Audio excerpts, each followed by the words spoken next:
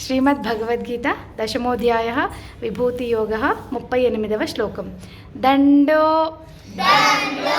दमयतामस्मि नीतिरस्मि जिगीषताम् मौनं चैवास्मि गुह्यानां ज्ञानं ज्ञानवतामहम्।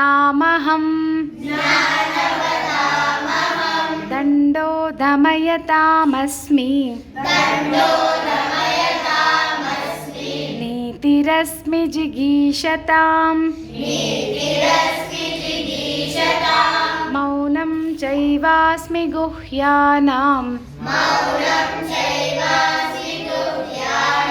ज्ञानं ज्ञानवतामहम्।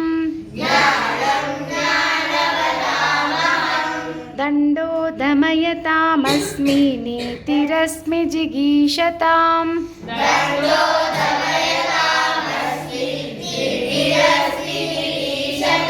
मौनं चैवास्मि गुह्यानां ज्ञानं ज्ञानवतामहम्।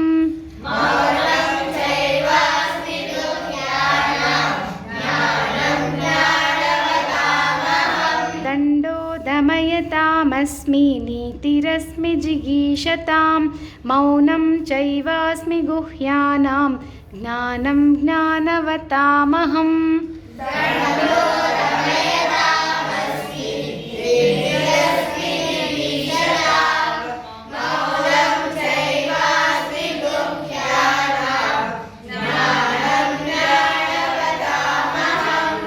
जय श्री राम।